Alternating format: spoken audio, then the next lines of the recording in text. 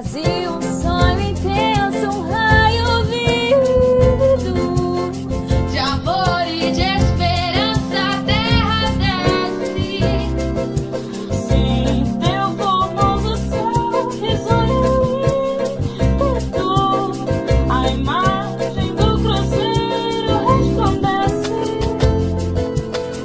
Gigante pela própria natureza.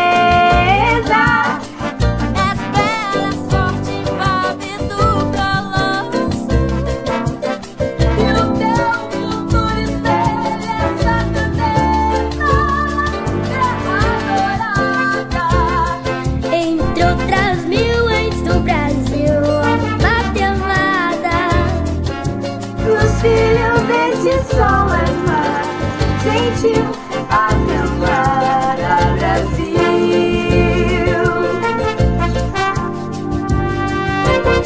Deitado eternamente em imenso esplêndido, ao som do mar, a luz do céu profundo, coração Brasil.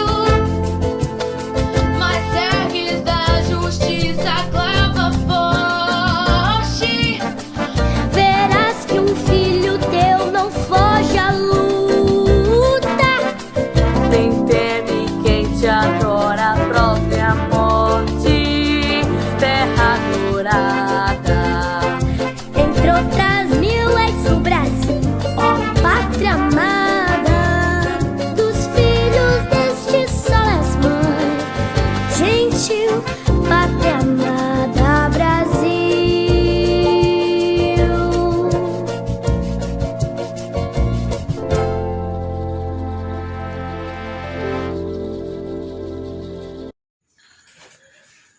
Na última terça-feira, no dia 7 de setembro, comemoramos 199 anos de independência do Brasil e de Portugal, né?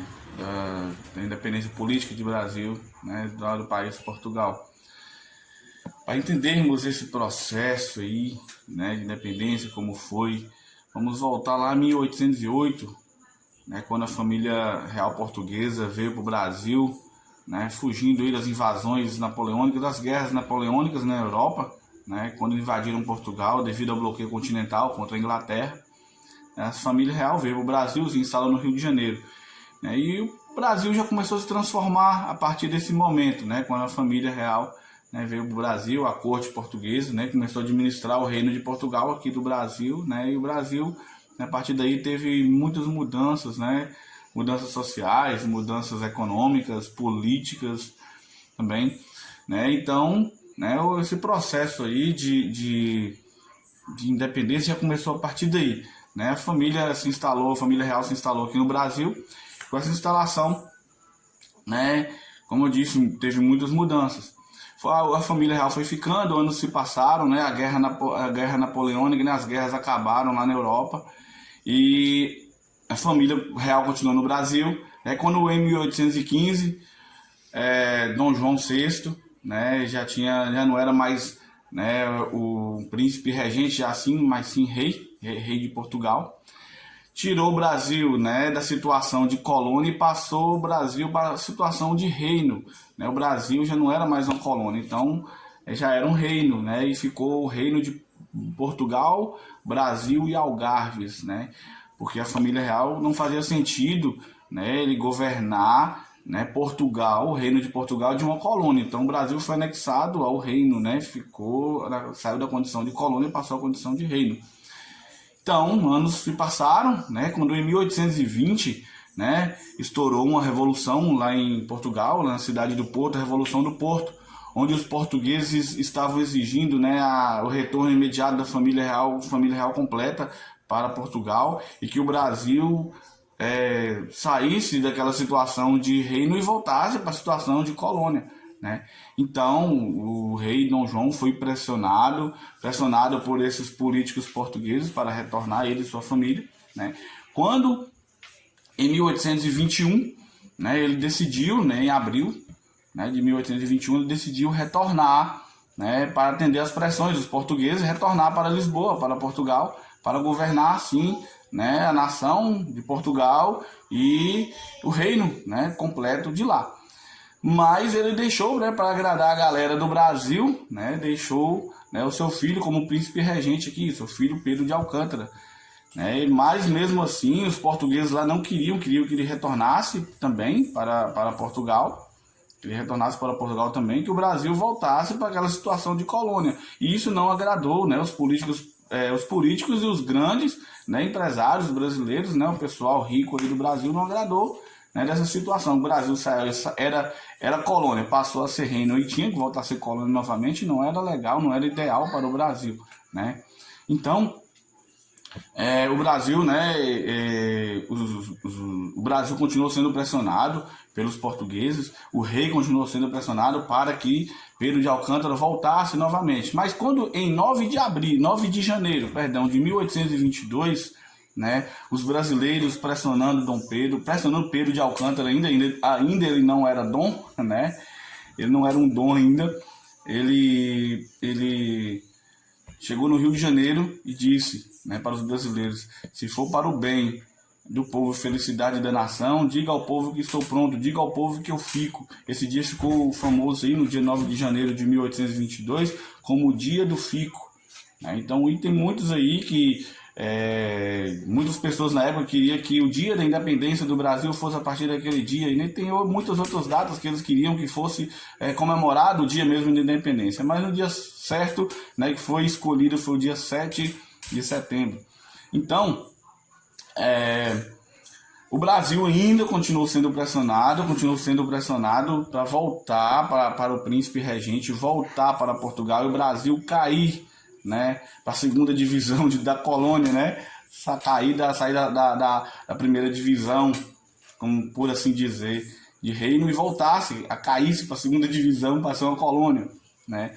Mas a família real, né, o rei, não continuou pressionando Dom Pedro de Alcântara ainda, né, Pedro de Alcântara, para ele retornar. Então, quando, né, no finalzinho de agosto aí, de 1822, Dom Pedro de Alcântara estava a São Paulo, saiu do Rio de Janeiro e foi para São Paulo para resolver alguns problemas, buscar alguns apoios, né, políticos na cidade de São Paulo. E a sua esposa, Maria Leopoldina, e José Bonifácio de Andrada, que estavam ao lado dela, né, receberam uma carta de Portugal exigindo a ida imediata dele, né, do príncipe regente, para Portugal. E isso, Maria Leopoldina foi lá e mandou, junto com José Bonifácio, né, mandou uma carta, mandou às pressas um mensageiro e encontrar com Pedro de Alcântara, com seu esposo, lá em São Paulo, para informar, né, o acontecido, essa carta. Quando, né, Dom Pedro de Alcântara recebeu essa carta lá em São Paulo, né, ele estava chegando em São Paulo ali, próximo ao Riacho do Ipiranga, ele recebeu uma carta, né, da sua esposa, relatando o acontecido, né, o que a coroa portuguesa tinha mandado para cá, a sua ida imediata e tal, desfazendo algumas decisões que ele tinha tomado para ele voltar para Portugal também. Ele ficou enfurecido, muito bravo, né, revoltado, e ali mesmo, né, como diz a história, ele deu o famoso grito do Ipiranga, né? Ninguém sabe ao certo se ele gritou mesmo independência ou morte, mas ali mesmo ele tomou a decisão que o Brasil se tornaria livre de Portugal, né, o Brasil seria liberto, né, da política de Portugal. Então, ele voltou, né, para o Brasil, voltou para o Rio de Janeiro, voltando para o Rio de Janeiro, né, meses depois ele foi proclamado o imperador do Brasil, né, passou a ser chamado de Dom Pedro I, né, saiu da condição de príncipe regente, passou a ser o primeiro imperador do Brasil. Mas aí muitos dizem, né, que esse processo de independência no Brasil foi pacífico. Sim, em vista de alguns conflitos na América Espanhola, na América do Norte, né, foi sim pacífico, mas nem tanto, porque teve alguns conflitos lá na província Cisplatina, né, que hoje é o atual Uruguai. Lá na Bahia teve muitos conflitos, né, dos brasileiros contra as tropas portuguesas, mas mesmo assim as tropas brasileiras venceram esses conflitos. E o Brasil, Rio de Janeiro, não, perdão, Estados Unidos, Inglaterra já tinham aceito, né, o Brasil como país independente de Portugal, e depois de alguns anos depois que Portugal foi aceitar o Brasil, né, como país independente dele, mas não foi de graça, né, foi com indenização de 2 milhões de libras esterlinas emprestado pela, né, sua parceira, né, pela parceira do Brasil, a Inglaterra. Foi a primeira dívida, né, a primeira dívida internacional que o Brasil contraiu, né, primeira dívida. E então, né, o processo de independência ocorreu dessa forma em 7 de setembro de 1822. Comemoramos aí, né, 199 anos esse ano, né, da independência do Brasil, mas, né, nem tudo na vida são flores, né. Com esse processo de independência, o Brasil herdou alguns problemas sociais, né, continuou alguns problemas sociais, né, alguns ricos e muitos pobres, né. O Brasil continuou com um problema muito sério herdado de Portugal, que foi a escravidão, né, perdurou aí muitos anos ainda a escravidão no Brasil, só foi abolida em 1888 pela princesa Isabel, a neta do Dom Pedro I, né, filha de Dom Pedro II, imperador Dom Pedro II, né, e também com essa escravidão, mesmo sendo abolida, né, o Brasil herdou, infelizmente, outro problema grave, né, que perdura, infelizmente, até hoje, né, que é o racismo, né, que nós enfrentamos, infelizmente, até hoje, né.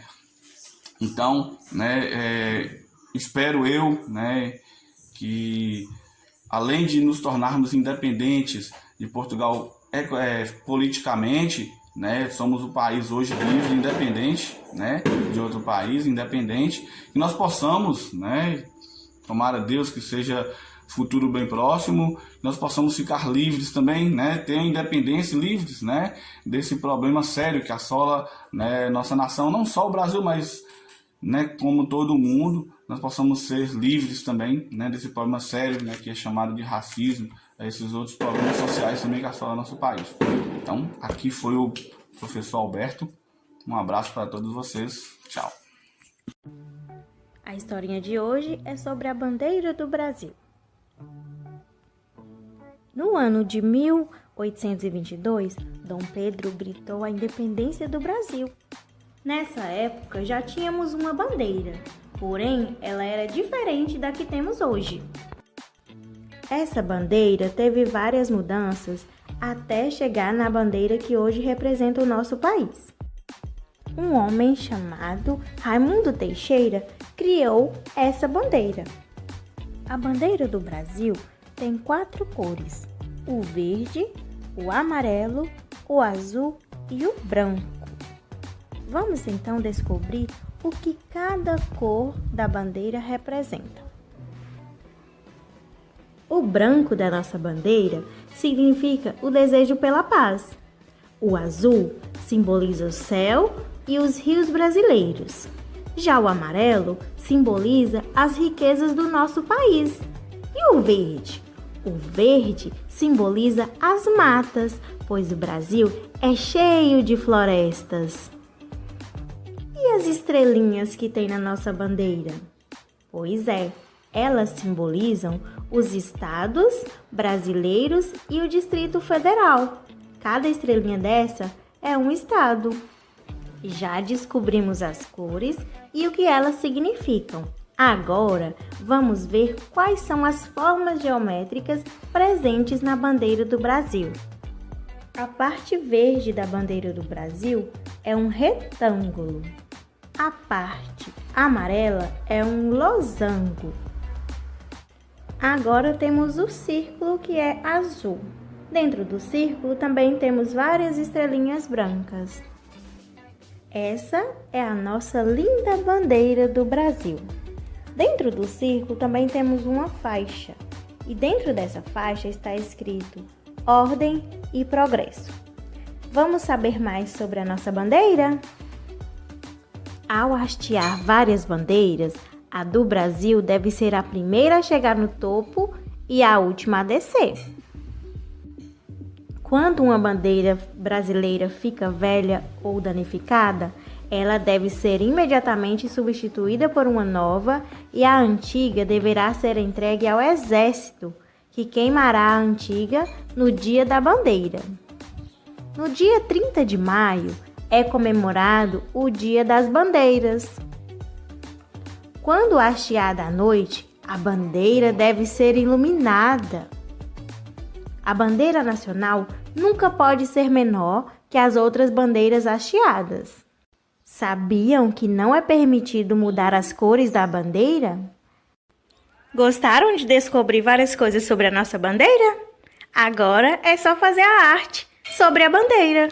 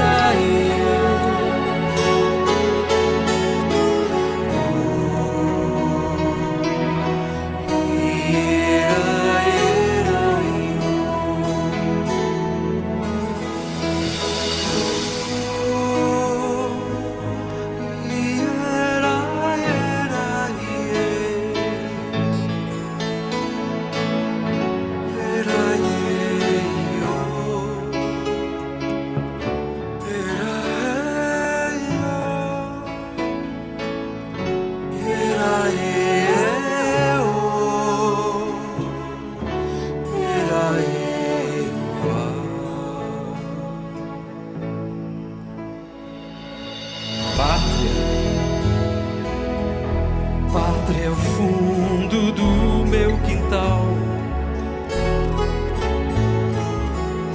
é broa de milho e o gosto de um bom café. Pátria é cheiro e colo de mãe, é roseira branca que a avó semeou no jardim.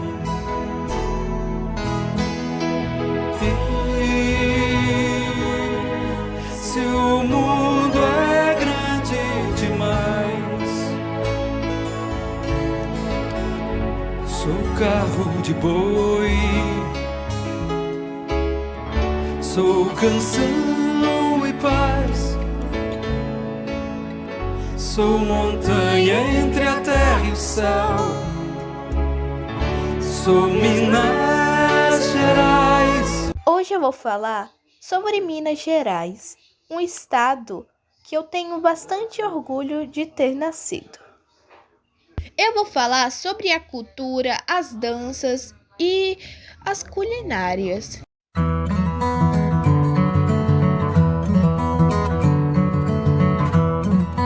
Você tem que conhecer direito a cultura de Minas Gerais. É uma cultura de respeito. Começamos pela culinária. Mais popular, o pão de queijo. E também tem outros, como o feijão tropeiro, a canjiquinha, o frango com quiabo e outros. Ah, não podemos esquecer dos doces mineiros, como o doce de leite, a goiabada e o doce de mamão. Agora vamos para as danças, como molinha de ouro, pastorinha e a quadrilha, entre outras. Minas Gerais tem queijo, tem montanha, tem cachoeira. Tem a idosa da roça que faz cocada. Minas Gerais e suas tradições estão guardadas no rosto do mineiro. A culinária, as danças, cultura e história são marcadas em cada mineiro. Minas Gerais é um estado incrível. Eu tenho bastante orgulho de ter nascido nesse lindo e maravilhoso estado que é Minas Gerais, onde que tem muita grama e também muita cultura. Oi, eu sou Kelly, do 6º ano vespertino. Hoje eu vim falar do estado de Minas Gerais.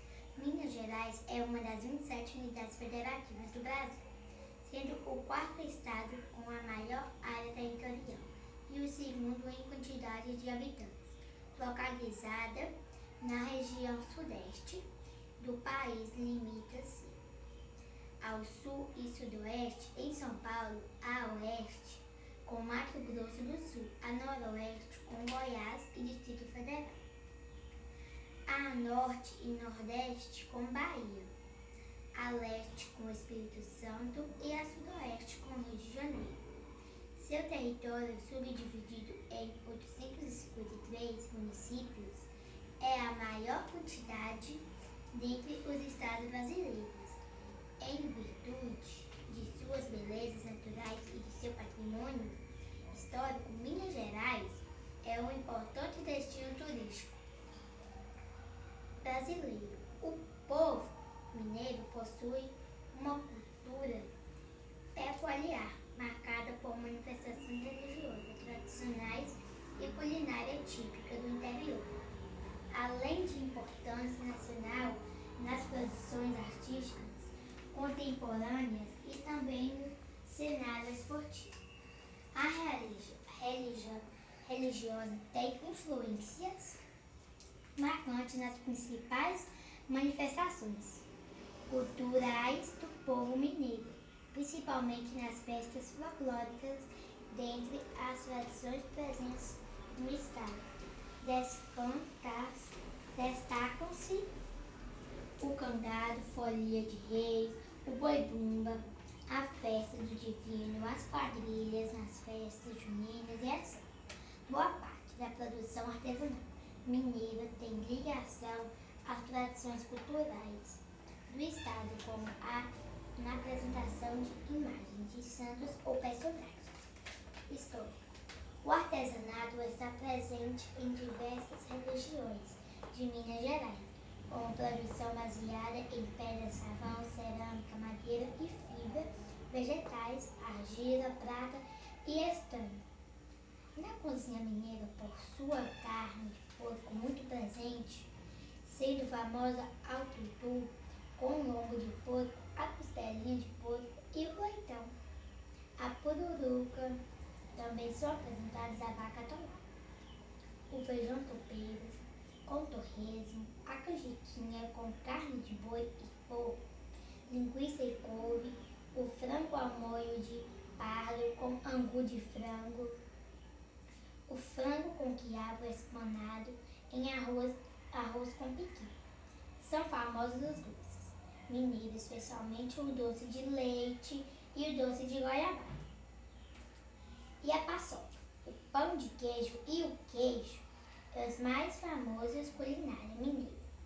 Ainda bem que eu moro em Ataleia, no estado de Minas Gerais. Tem tudo isso e mais um pouco. Uai! Bom dia. Flor me pediu para fazer um vídeo sobre a Semana da Pátria e sobre alguns símbolos. Primeiro, a gente tem que entender a força dos símbolos, né? Os símbolos representam muita muita coisa para a gente, porque o símbolo é uma forma de leitura sem escrita. Quando você vai, por exemplo, num hospital e há silêncio, quando você vê uma cruz, não essa cruz do cristianismo, que também é um símbolo, a cruz do cristianismo, para lembrar a morte de Jesus, mas uma cruz normal, com vermelha, você sempre vai associar ela ao hospital, ou a alguma coisa relacionada à saúde. Mas no Brasil, a nossa independência em relação a Portugal, a gente não tinha uma bandeira, a gente tinha uma bandeira que representava as cores da Casa de Bragança. Em 7 de setembro de 1822, quando o Dom Pedro I faz aquela farsa, né, que para mim é uma farsa, se livra-se de Portugal. Por que para Daniel é uma farsa? Porque,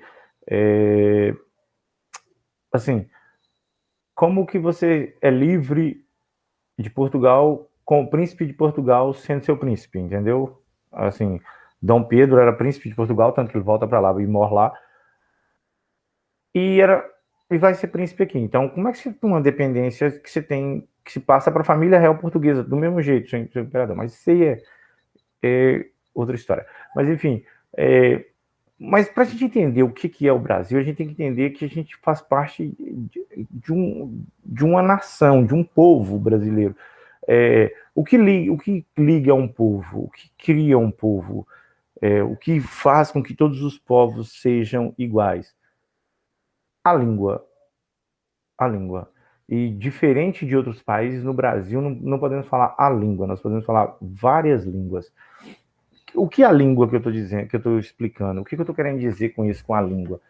É porque a língua é o português que se fala lá no Nordeste com o sotaque oxente,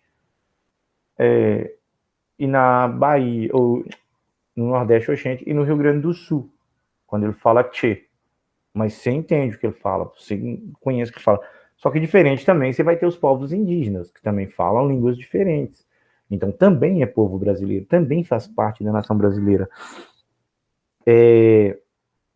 Como um todo. Então, a partir da independência do Brasil, se começam a criar símbolos voltados ao Brasil, para fortalecer o nosso país, para fortalecer a nossa independência, mesmo que não seja tão independência, que se vai ter muito, muito entrelaço econômico, que isso não vem ao caso agora, mas assim, é o pertencimento de ser brasileiro, como assim, eu não sei se com vocês acontece, mas eu acredito que quem não gosta de futebol, ele fala assim, eu não gosto de futebol, eu gosto de futebol na Copa do Mundo. Por quê? Porque a visão que ele vai ter não é de um time, não é do São Paulo, não é do Cruzeiro, não é a Cruzeiro até que não tá valendo mais nada, né? Não é do Flamengo, não é do Corinthians, não é do São Paulo, não é de nada, é da seleção brasileira. Quer dizer, ali está representado todo um povo, todo o seu território que é continental. Então, o que são valorizados nisso? O que é valorizado nisso? É nosso pertencimento. Eu pertenço a algum país, eu pertenço a algum lugar. É como se fosse a sua casa, a sua mãe, o seu pertencimento. É onde você tem seus amigos, é onde você tem a sua convivência, é onde você vai ter a sua escola, nós vamos ter, como cidadão brasileiro, nós vamos ter direitos e também deveres, não só direitos, mas também deveres. Por exemplo, dar um exemplo, o Estado ele é obrigado a ceder educação, para dar educação, com a infraestrutura da educação.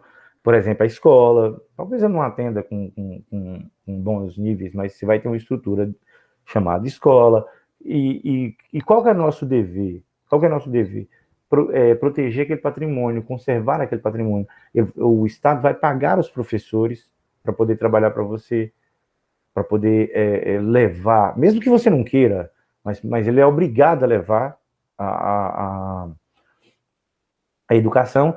Então, os professores também merecem respeito porque ele faz parte de uma ferramenta do Estado para melhorar a vida do seu cidadão. Então, esse sentimento de pertencimento que a gente tem que dar graças também a nossos direitos e deveres. Então, quando eu digo que gosto da pátria, é que eu gosto de tudo. Da maneira que ele trabalha, da maneira que ele me assiste, da maneira que ele me vê, mas talvez não seja aquela maneira apropriada que a gente queria, mas ele é obrigado a fazer isso. Então você vai ter a Constituição, que você vai ser obrigado a respeitar, mesmo que alguns aí não respeitam, mas você vai ser obrigado a respeitar. Você vai ser obrigado a respeitar a religião do outro, o modo de agir do outro, o modo de pensar do outro. Por quê? Porque você, queira ou não queira, querendo ou não querendo, somos todos brasileiros. Negros, brancos, índios, homossexuais, candomblé, umbanda, evangélicos, católicos, devotos de Nossa Senhora Aparecida, do Islã, devotos de Maomé, somos todos brasileiros, porque o que nos une é um sentimento de nação. Então, nessa Semana da Pátria, ela é comemorada para nos dar uma forma de pertencimento a uma nação. Porque para não dizer assim, você fica vagando, você não tem nação. Um refugiado, por exemplo, deve ser uma das suas coisas mais horríveis que tem quando você é expulso de sua pátria e não é aceito por outras pátrias. Então, é meio ruim isso. Então, o Flor me pediu para fazer esse vídeo e eu vou ter 2 apresentações de 3 slides, que é basicamente para a gente entender um pouquinho do que eu estou falando. Vamos lá, o primeiro, que é uma luta exclusivamente brasileira, né, que o resto não é. Nem a própria capoeira é brasileira, né, mas que é africana, mas então foi divulgado muito aqui, mas nenhuma luta que eu lembre, né, estou falando, eu não sou especialista em luta e nem professor de educação física, mas que eu lembre, ela não é genuína, que ela é nascida no Brasil.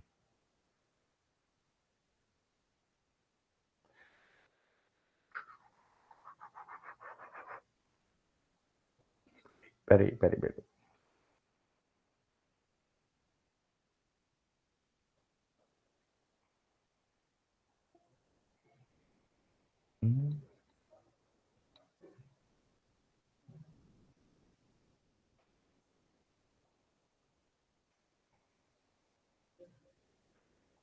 Peraí, só um instante. Achei. Deixa eu compartilhar com vocês.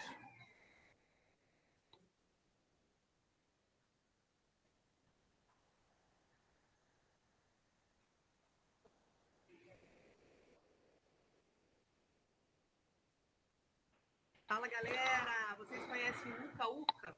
É uma luta indígena brasileira, tá? Então nós vamos estudar um pouquinho o Uca Uca hoje, algumas características, algumas regras dessa luta, ok? Fica ligado aí. Se não for inscrito, não esquece de se inscrever no canal. Se gostar do vídeo, dá aquele joinha básico, ativa o sininho para poder receber notificação toda vez que eu postar um vídeo novo, ok?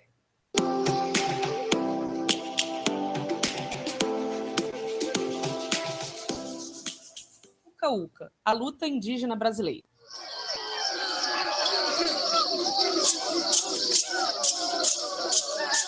Um dos esportes tradicionais indígenas praticados pelos povos do Xingu, o Uca Uca, é uma luta corporal autenticamente brasileira. Esse estilo de combate foi criado pelo povo indígena Bacairi e povos do Xingu, localizados no estado do Mato Grosso. Repare aí o formato do Brasil. Essa é a fronteira brasileira. Então, tudo que está dentro dessa fronteira brasileira é considerado a nação brasileira. O Uca Uca é bastante praticado nessa região e representa uma das modalidades dos jogos dos povos indígenas. Geralmente, é feito após o Quarupi, cerimônia sagrada do Xingu, cujo significado para os índios é a despedida dos mortos e encerramento do período de 1 ano de luto. Cheia de regras e rituais, tem lugar certo na cerimônia. Acontece na manhã posterior ao Cuarupi, depois que os mortos já foram chorados, cantados e homenageados ao longo de toda a noite. Sob o sol, os cânticos surdos dos lutadores, os corpos se movimentando na praça da aldeia e os gritos de vitória parecem dizer que é hora de seguir com a vida. A preparação para lutar envolve sangrias, a pele do guerreiro é arranhada por dentes de peixe-cachorro para fortalecer e purificar, e em seguida aplica-se um banho de ervas. Nos meses anteriores, eles também ingerem chás e preparos para forçar o vômito, uma limpeza interna. Na noite que antecede a disputa, o jejum é obrigatório e nenhum deles dorme. Quem dorme sonha e perde a luta, diz o ditado. As etnias convidadas levam os seus principais guerreiros enfeitados com adornos, plumas e pinturas. A preparação dos guerreiros começa bem antes da celebração. Os adornos são confeccionados com linhas, plumas e miçangas. A pintura corporal é feita com genipapo e urucum, que representam os animais pintados nas peles dos lutadores, vestindo o cinturão colorido e proteções especiais nos joelhos e canelas. Os guerreiros da tribo que recebe a festa se reúnem no meio da aldeia e as etnias convidadas ficam à sua volta. De um a um, os principais lutadores são enviados ao centro para se enfrentarem. Começa quando o dono da luta, um homem-chefe, caminha até o centro da arena de luta e chama os adversários pelo nome. Os lutadores se ajoelham girando em círculo anti-horário frente ao oponente, até se entreolharem e se agarrarem, tentando levantar o adversário e derrubá-lo ao chão. Enquanto giram, os lutadores se agacham, diminuindo o corpo para dar menos área para o adversário pegar. Nesse momento, em que as pernas precisam estar protegidas ao máximo, a postura dos atletas lembra a pose inicial dos lutadores de sumô.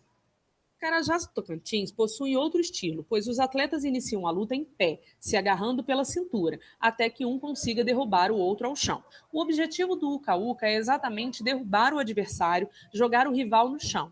Acontece também de um atleta conseguir passar a mão por trás da perna do rival e este desistir antes do golpe final. Lutas, de fato, são muito rápidas, são raras as que passam de 60 segundos.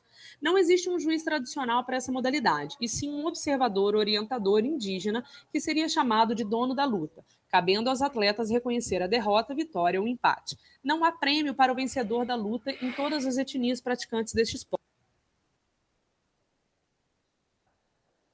Então, isso também representa a nossa cultura, a cultura brasileira, a cultura de nação. Esses índios representa o Brasil nos Jogos Indígenas no resto do mundo. A última vez que teve aqui parece que foi em 2013, 2014, uma coisa assim. 2013, 2014, teve no Brasil. Ele é como se fosse a Olimpíada, aonde você não viu os caras cantando o hino nacional e se emocionando. Teve gente que se emocionou com a fadinha, com o cara da canoagem. Então, isso tudo é a nação brasileira. Isso tudo representa o nosso país, o Brasil. Então, quando você fala Semana da Pátria, isso é um sentimento de nacionalidade, onde você tem diversas culturas. Você vai ter a cultura do branco, você vai ter a cultura do índio, você vai ter a cultura do negro, que vai ter que conviver. Não é que cada um separado, não. Você vai ter que conviver com todas as diferenças. Senão, você não vai ser... Não é que você vai ser bem... O Brasil vai te mandar embora, isso não é isso. É que não vai ficar difícil a convivência. Vai ficar difícil o diálogo. Porque a partir do momento que eu penso que eu sou o exclusivo brasileiro, eu vou estar criando uma coisa chamada nacionalismo, e isso acaba sempre em guerra interna. Sempre em guerra civil. Então, para manter a coletividade do território, se criou a Semana da Pátria, se criou a bandeira, se criou os símbolos, que nós vamos ver mais tarde, e a partir daí, ser inserido dentro do território brasileiro, eu sou obrigado, querendo ou não, a aceitar a cultura do outro, ver o outro com o mesmo olhar que eu vejo os meus próximos, mesmo discordando, mesmo não acreditando naquilo que ele fala, mas eu sou obrigado a respeitar. Por quê? porque são brasileiros. Ele tem o mesmo direito que eu tenho que respeitar. Por quê? Porque tem uma Constituição que é outros símbolos, tem a bandeira que nos representa, tem o território, tem o hino nacional. Quando ele fala, verás que os filhos teus não fogem à luta, nem teme quem te adora a própria morte, não sei bem se isso não, né? Mas enfim, está no hino nacional, que é um dos hinos mais difíceis de ser interpretado. Isso aí é só uma professora de português para poder fazer essa interpretação. Vamos lá, vamos no outro aqui agora, que é um festejo, da cultura negra, que é a Folia de Reis, que é feita em Ouro Verde. Eu já estive lá, muito bom por sinal. Uma festa quilombola, que também é dentro do território brasileiro.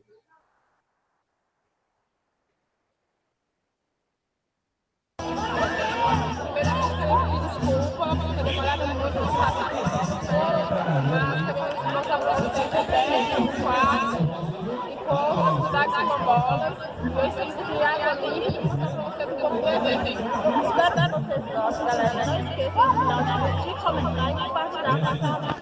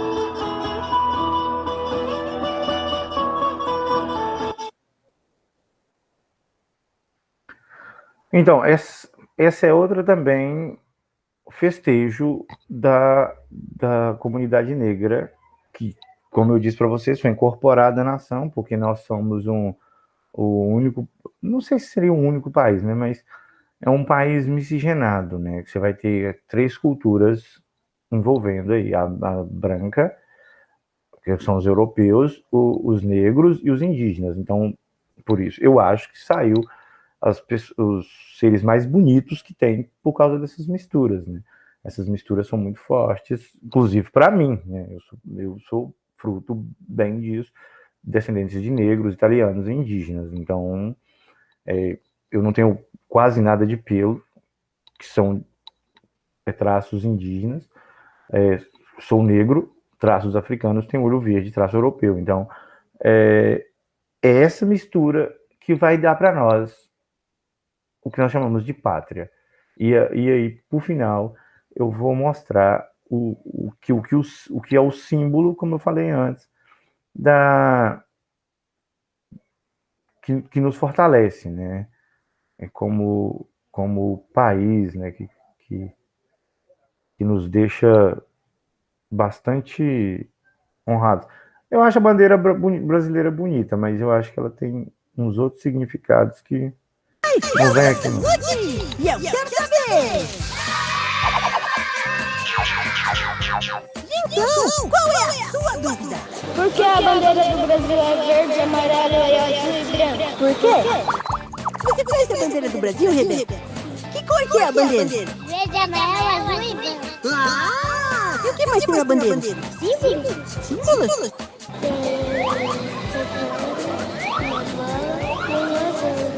Mas por que a bandeira do Brasil é verde, amarelo, azul e branco? Não sei. Você não sabe? Nem eu. Tenho uma estrela na bandeira do Brasil? Sim, é branco. Tem alguma coisa escrita nela? Tem? O que tá escrito na bandeira? Alguém pra ver. O que significa isso? Sei lá. Será que alguém vai poder explicar isso pra gente? Vamos ver. E pra saber mais sobre a bandeira do nosso país, eu vim aqui falar com o professor Ângelo. Tudo bom com você? Tudo bem, Lud, com você? Tudo ótimo. Você sabe para que servem as bandeiras? As bandeiras? Eu não sei direito. Assim, eu sei que tem bandeira do estado, né? Tem bandeira do país. Do time de futebol também. Isso mesmo, Lud. Na verdade, as bandeiras são símbolos. Esses símbolos representam nações, muitas vezes estados e até entidades. Não sei se você já reparou, mas cada bandeira tem uma característica diferente da outra. É mesmo, né? Mas por que escolheram essas cores para a bandeira do Brasil? Bom, o verde representa as nossas matas, já que temos muita área verde no nosso país. O amarelo foi escolhido pelas nossas riquezas minerais, como por exemplo o ouro. Já o azul representa o céu e o branco traz a paz para a nossa bandeira. Além disso, na frase está escrito ordem e progresso. E as estrelas? As estrelas representam os estados do Brasil e também o Distrito Federal. Atualmente, temos 27 estrelas na nossa bandeira. Se um dia tivermos um novo estado, a bandeira ganhará mais uma estrela. Eu acho a nossa bandeira muito bonita, viu? Assim, principalmente quando ela fica balançando lá no alto, sabe assim, ó. É verdade, Lud, ela é muito bonita mesmo. Geralmente, a bandeira fica lá no alto só durante o dia. Ela só pode ser hasteada durante a noite se estiver muito bem iluminado, em sinal de respeito à nossa nação. Que curioso! Nossa, desse eu não sabia. Eu gostei muito dessa explicação, obrigado, viu? De nada, Lud, até a próxima. Até! E vocês aí, pessoal? Ficou tudo bem explicadinho? Obrigada, Lud. Tchau. Tchauzinho e até o próximo. Você sabia que o Tico Licos também tá no Facebook? Não deixe de nos procurar lá. Até a próxima. Tchau!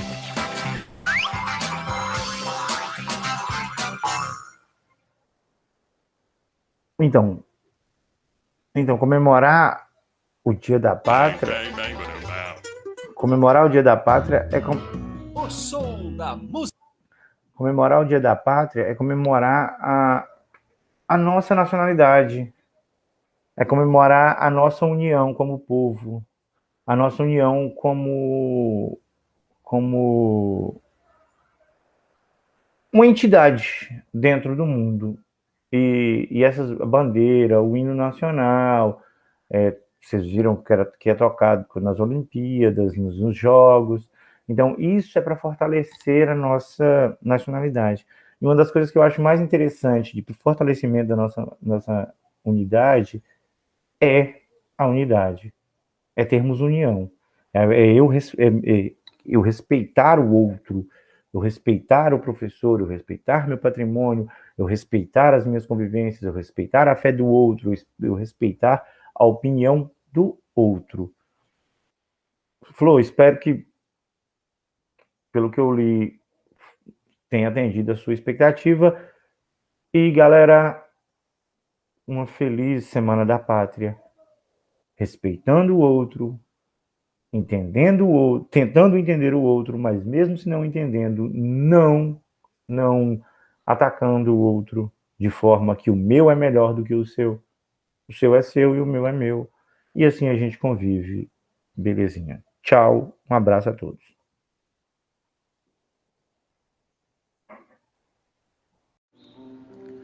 O Brasil tem enfrentado diversos problemas sociais, ecológicos e políticos. Podemos observar que nossos governantes não estão tendo um olhar muito cuidadoso para esses problemas. E é o nosso dever preocupar com o nosso país. Apesar de todos os problemas, temos esperança em dias melhores. Eu desejaria um Brasil com mais respeito, justo e igualitário, onde todos tenham direito à saúde, à educação, à alimentação e a segurança. Quero um Brasil de mais oportunidades para as pessoas com menos condições econômicas. Quero um Brasil justo, onde o cidadão seja ouvido e respeitado o seu direito. Quero um Brasil onde os nossos rios, mares, eles não sejam poluídos e que os políticos sejam honestos e cumpram com as suas promessas. Um Brasil livre de violência e de injustiças. Um Brasil de paz, mas uma paz que seja para todos, independente de classe social, da cor ou da cultura. Um Brasil de progresso. Eduarda Costa, 9º ano matutino.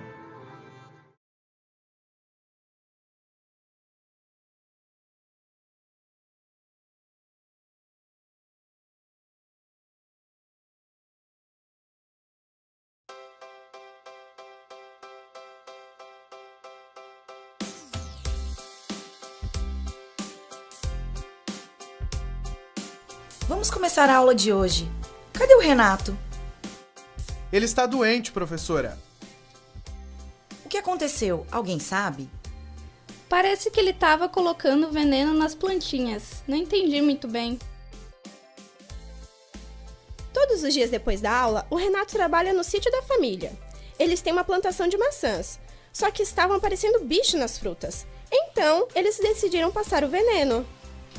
Agora eu entendi. Então, ele teve problemas respiratórios e alguma intoxicação por causa dos agrotóxicos. Foi isso mesmo, professora. Ele sempre reclamava de dores nas costas e nos braços. Ele carrega muitas caixas pesadas lá na plantação dos pais. A gente não pode ir trabalhar? Por quê? A legislação diz que o trabalho não é permitido para crianças que não completaram 16 anos. Quando vocês tiverem 14, aí poderão trabalhar como jovem aprendiz. Mas eu não entendi. Por quê? Porque prejudica o nosso aprendizado, igual aconteceu hoje com o Renato. Ele vai ficar alguns dias sem vir para a aula e a gente ainda pode ficar doente. Isso mesmo, Rita. Agora a minha conversa é com a Kelly. Oi, professora, o que aconteceu? Kelly, por que você chega atrasada todos os dias? É que minha mãe tá trabalhando fora de casa. Que bom, vocês estavam precisando, não é? Sim, só que agora ela me acorda às 6 da manhã. Eu tenho que dar café e também um banho nos meus 2 irmãos. Todos os dias?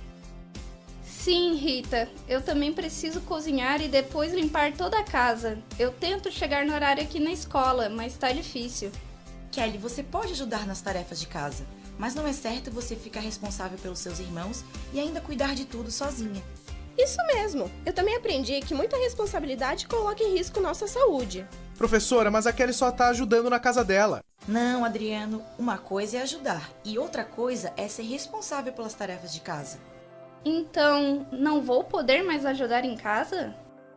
Sim, ajudando nas tarefas, mas não fazendo tudo sozinha. Vou explicar para os seus pais. Eu também gosto de ajudar.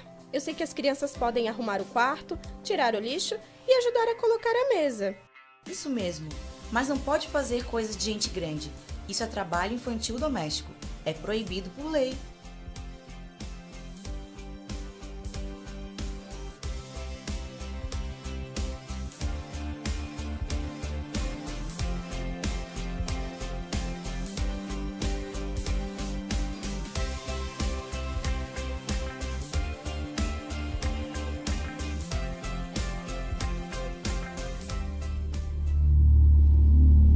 É muito triste, é vergonhoso a gente dizer que no Brasil ainda existe trabalho escravo. Existe.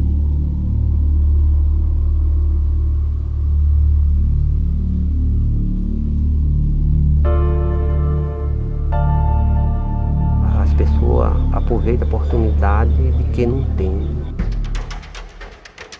18 trabalhadores foram resgatados por condições análogas à de escravo. Nas últimas 2 décadas, as fiscalizações resgataram mais de 52 mil pessoas. Esse tipo de barraco onde os trabalhadores estão alojados. Só que tem outros acampamentos, mais pelo menos uns 3 ou 4 acampamentos. E essa comida é de graça ou vocês vão ter que pagar? Tem que pagar? Tem dois nessa cama aqui? É os dois irmãos? E a situação que a gente quer é precisa trabalhar em condições adequadas. Uma multidão de trabalhadores explorados todos os dias. Chegou até nosso conhecimento de que o senhor usa a arma para eventualmente intimidar os trabalhadores. A gente entende que a situação não pode continuar. A gente tá fazendo aquele trabalho, mas a gente já tá vendo que tá sendo escravizado. Só faz aquele trabalho, continua naquele trabalho. Então, como eu digo, é porque a precisão obriga. O conceito do trabalho escravo está previsto na legislação brasileira no Código Penal, no artigo 149. O trabalho escravo hoje no Brasil são condições que não se restringe apenas uma liberdade de locomoção do trabalhador, um trabalho forçado, jornadas exaustivas, as condições degradantes de trabalho e a servidão por dívida. Esse rapaz, se eles quebraram foi a corrente e pararam com um chicote, mas o trabalho escravo ainda existe, mesmo dentro da cidade tem o trabalho escravo.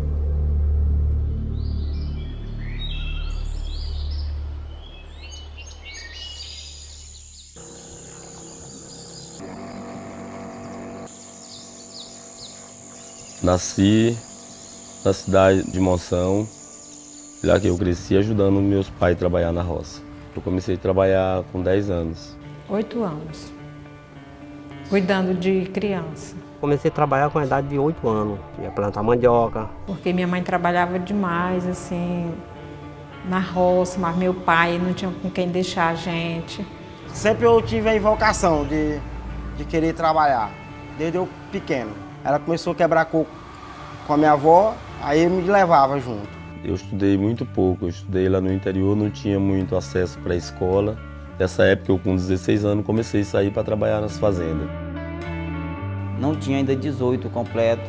Aí apareceu essa fazenda que vinha um ônibus para levar. Hoje a gente tem aquela curiosidade de conhecer o mundo, né? Acaba que o cara ganha dinheiro, ganha isso, aí eu fui. Aí onde o cara quebrou a cara. Pensava uma coisa e na hora era outra. A maioria dos trabalhadores que a gente resgata do trabalho escravo já dizem que trabalhavam desde os 13, 14 anos. Então, a gente vê uma relação muito forte do trabalho infantil com o trabalho escravo. Qual a tua idade, nenê? E aí? 7 anos, é? Você fica sentado aqui nessas folhas, assim, em cima da folha? Você ganha algum dinheiro pra isso? Tadinha. Ganha comida, né, meu filho? Quantos anos? 5? Tava colhendo cebola também? Se você erradica o trabalho escravo, você também previne o trabalho infantil, porque você vai acabar com aquela condição de pobreza que muitas vezes essa família, ela coloca o seu filho para trabalhar por uma condição de extrema vulnerabilidade. Vocês são tudo da mesma família? É.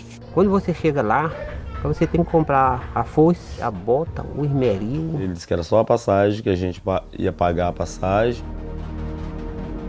Servidão por dívida, são descontos ilegais e que passam ao empregado que está devendo, e ele, por ser uma pessoa vulnerável e não saber dos seus direitos, acaba acreditando que aquilo é uma dívida correta, e então ele permanece no trabalho até que essa dívida seja quitada. Vocês aqui compram mantimento, arroz, janta, os mantimentos?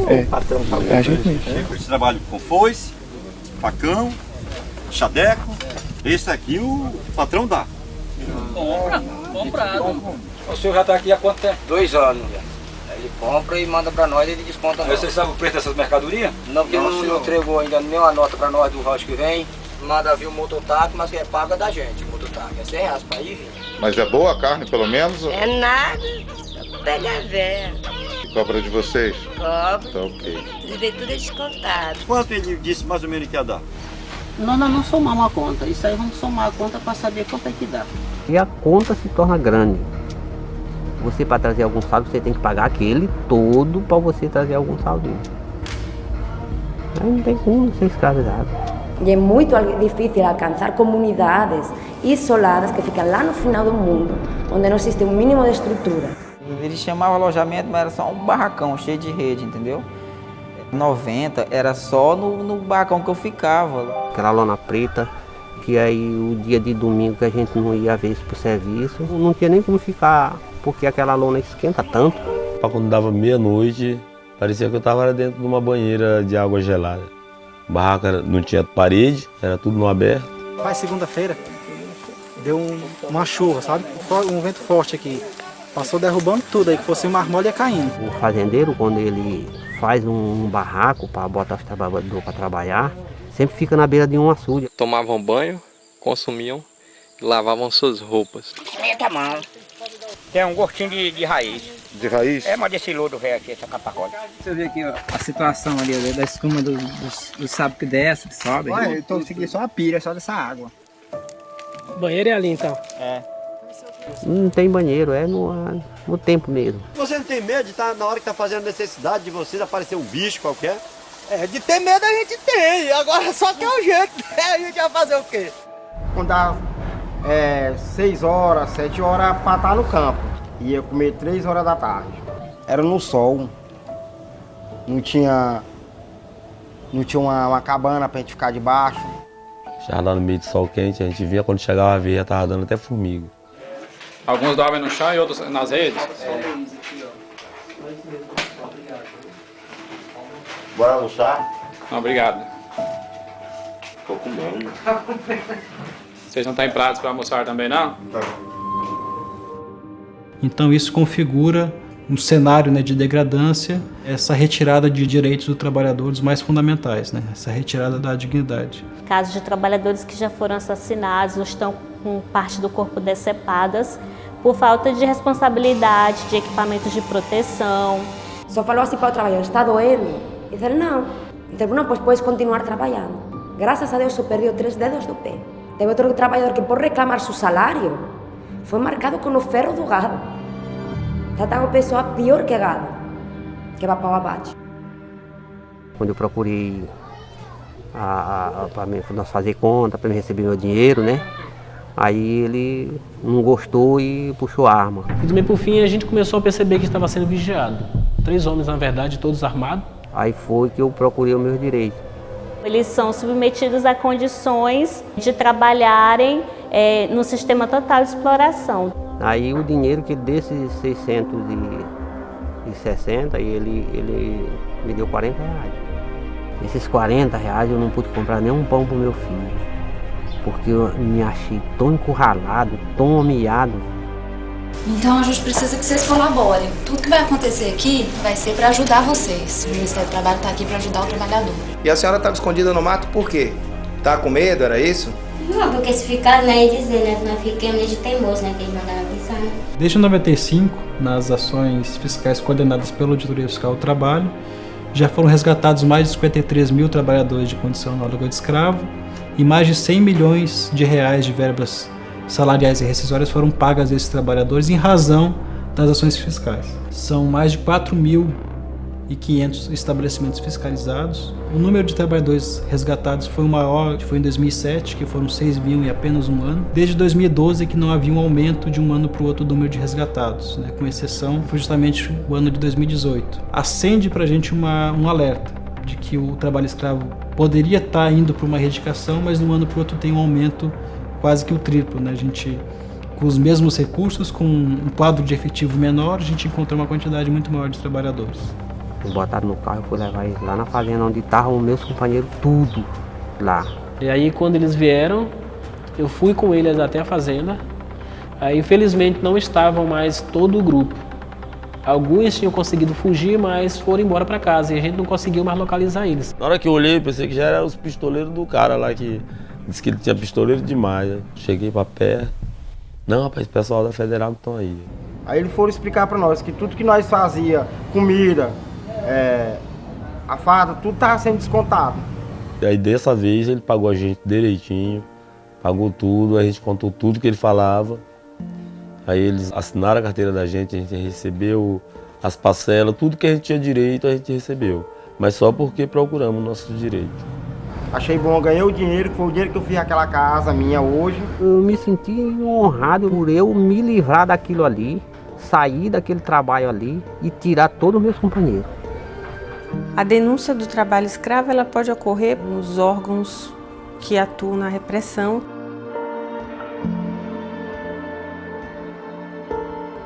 O Ministério Público do Trabalho, especificamente, a gente está atuando na questão repressiva ainda de maneira forte. Os órgãos que comumente estão presentes são auditores fiscais, procuradores do trabalho e Polícia Federal ou Rodoviária. Eu faço parte do grupo, junto com o Ministério do Trabalho, eu sou defensor público, tá? Então, uma espécie de um advogado, tá? Que veio no socorro de vocês. Vocês tenham a certeza de que todos os direitos de vocês vão ser respeitados. A maior parte dos casos estão concentrados tanto em pecuária como agricultura. Mas já de uns anos, dos últimos anos para cá, nos últimos 5 anos, até mais, a gente tem visto que trabalho escravo é uma realidade em qualquer lugar, inclusive em contexto urbano. Nos casos de terceirização, ainda que ela seja autorizada e lícita pela legislação atual, há casos em que o empregado ele tem como patrão, então como poder diretivo, não aquela pessoa que está diretamente lidando com ele, mas sim alguém acima no topo da cadeia que dirige a própria atividade econômica e diz como que isso tem que ser feito. É cada vez maior o entendimento que as empresas têm um papel fundamental na erradicação do trabalho escravo. Dificilmente conseguiremos erradicar o trabalho escravo se não houver a participação do setor privado. Enquanto houver demanda e enquanto houver pressão por preços impraticáveis, o trabalho escravo vai persistir. Hoje há um cadastro oficial, né, de empregadores que tenham submetido trabalhadores à condição análoga de escravo, também é conhecido como lista suja, né, pela imprensa e pela sociedade. E acho que um outro ponto também interessante é que, de alguma maneira, essas empresas elas têm que ser responsáveis pelas comunidades por onde elas passam, se envolver e entender o que está acontecendo naquele município, o impacto que ela tem, que pode ser positivo, mas que também pode ser negativo dependendo das práticas que ela adote.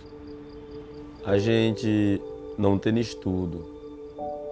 E sendo negro para muitas pessoas, aí eles acham que não tem o direito igual do branco, agora só que é errado. Nossos direitos são iguais. Nós éramos nessa fazenda 22 pessoas, todos nós éramos negros.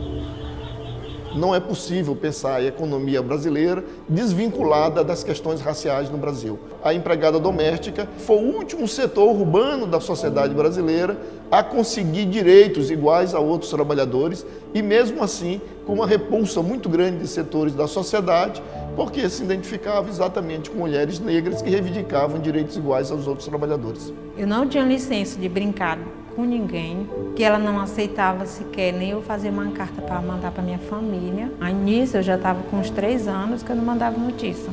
Quando eu falava de ir embora, ela me trancava dentro do quarto. Infelizmente, o trabalho escravo ele é um fenômeno dinâmico, né, e que ele se adapta a diversas conjunturas. Onde houver pobreza, esse fenômeno ele vai persistir. E onde a vulnerabilidade das pessoas ela for tamanha, essas pessoas vão acabar se sujeitando a condições degradantes de trabalho.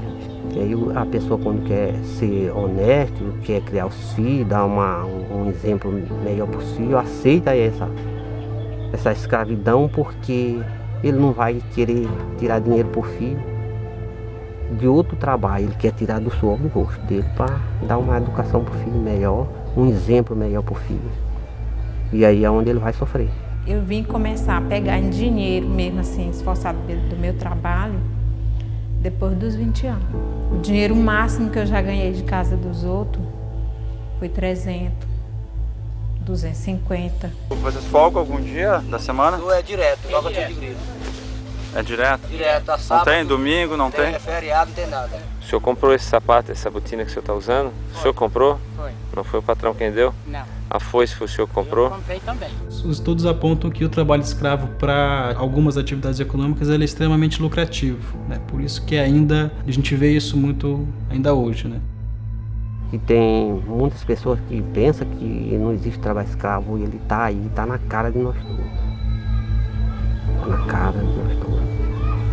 Gostaria que as pessoas imaginassem um dia dela num corte de cana, 16 horas por dia cortando de 8 a 12 toneladas de cana sob o sol. Se imaginar trabalhando numa oficina de costura sem poder levantar por 16 horas seguidas, carregar nas costas durante 1 hora 60 quilos de carvão nas costas e subir 4 metros para encher o caminhão. Eu gostaria que as pessoas pensassem nisso, se colocassem no lugar. E tinha muito medo de procurar o meu direito e hoje doer de quem doer, mas eu não aceito ninguém fazer comigo o que já fez no passado. E se eu ver acontecer com um amigo meu, eu estou junto para lutar pelo direito dele também. E vas vendo como vai crescendo, como vai crescendo, como vai virando líder na sua comunidade. Mas através do Centro de Defesa, para mim foi um centro de sabedoria, que me ensinou o que é o direito de um trabalhador.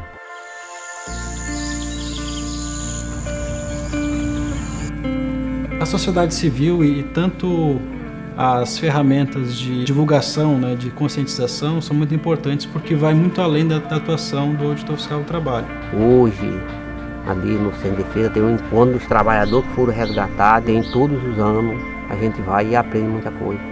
Ali foi uma fonte de sabedoria, eu aprendi muita coisa. Aí a gente já passa essa instrução para outro companheiro de trabalho, não cair como a gente caiu. Mas isto é para vocês falarem nas comunidades de vocês, tá? Porque nós somos multiplicadores de nossas informações. É assim que a gente combate a escravidão. O meu sonho é ter uma qualidade de vida melhor para mim dar para meus filhos.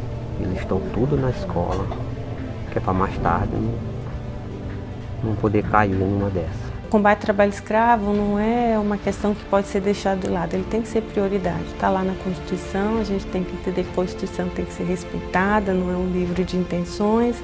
Garantir, né, os direitos básicos mínimos para todos, inclusive os trabalhadores, não é benevolência de Estado, é dever e é obrigação. É impossível você falar em futuro do trabalho com a persistência do trabalho escravo e do trabalho infantil. Então a necessidade sim hoje de acelerar e de erradicar o trabalho infantil e o trabalho escravo para que a gente possa realmente debater o que importa, que é o futuro do trabalho e tomar ações para que a população esteja preparada para esse futuro do trabalho. Mas enquanto houver trabalho escravo e a gente tiver que perder nosso tempo com a discussão sobre a erradicação do trabalho escravo e trabalho infantil, dificilmente a gente vai conseguir tomar as medidas efetivas para chegar nesse futuro do trabalho que nós estamos pensando atualmente, que vem sendo discutido no âmbito do centenário da OIT. Uma vez eu, dando uma entrevista para uma pessoa, ele foi e me procurou por que eu tinha sido resgatado 3 vezes. Eu digo, meu amigo, eu fui resgatado, mas a minha precisão continuou. Que é ruim a gente ver a família da gente precisando das coisas e não ter. O tempo, o espaço, a gravidade não nos prendem. A dúvida, o medo, são roupas que já não nos servem. Aquela ânsia de vencer se foi quando eu venci a mim mesmo. A dor que eu carregava não sobreviveu à luz do meu sorriso.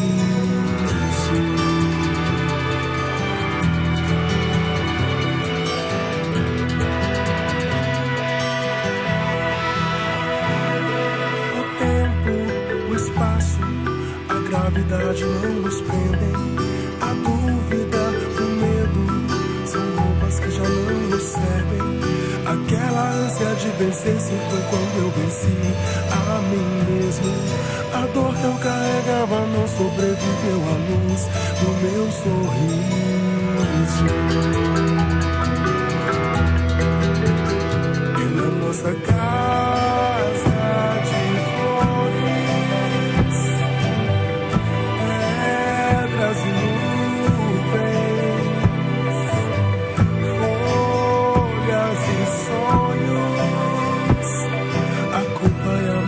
nunca vem nos visitar.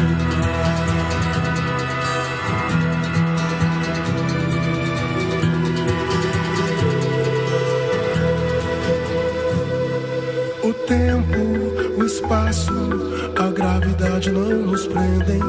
A dúvida, o medo, são roupas que já não nos servem.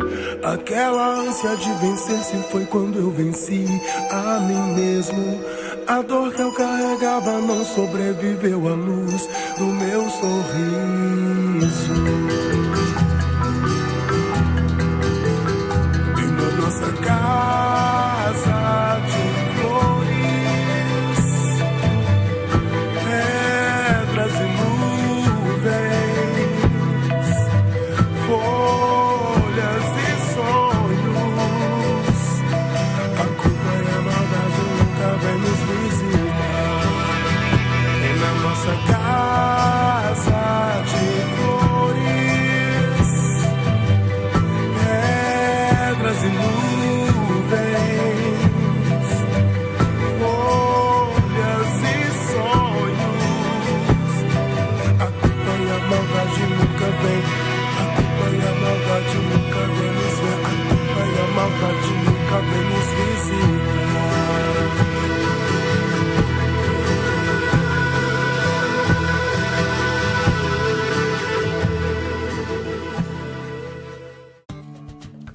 Setembro Amarelo. Como surgiu este movimento? Quais são os dados e as causas atuais que nos levam a debater a problemática dos suicídios no Brasil e no mundo?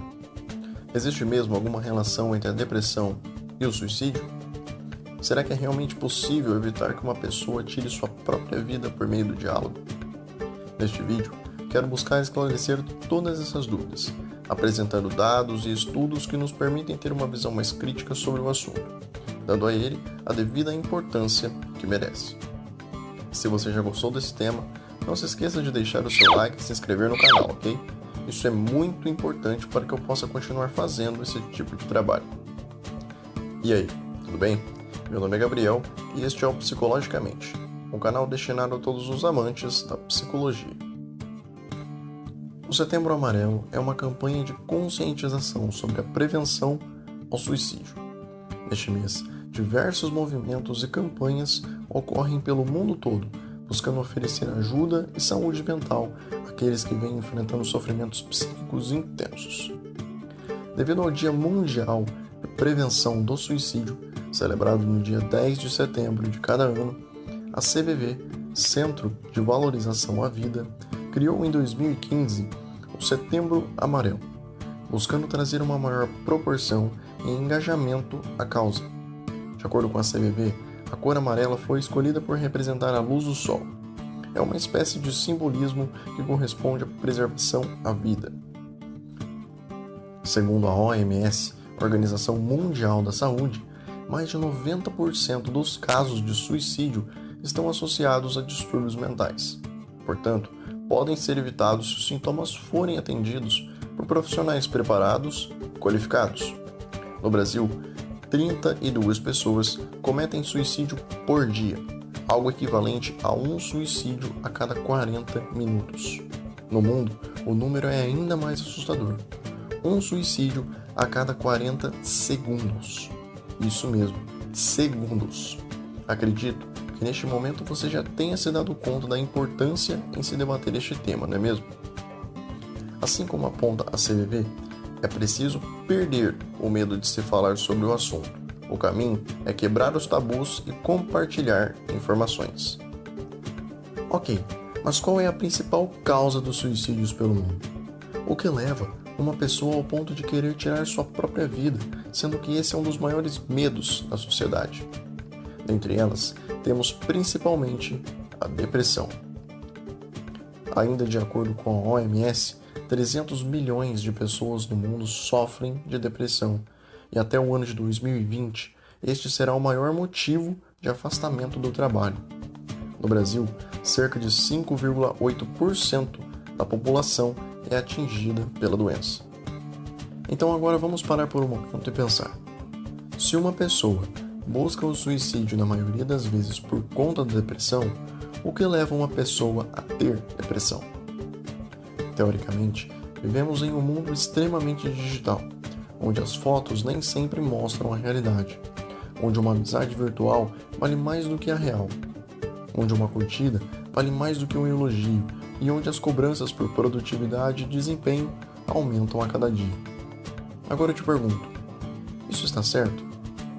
É claro que existem inúmeros fatores que podem levar uma pessoa a desenvolver a depressão. Cada caso é único e merece uma atenção especial.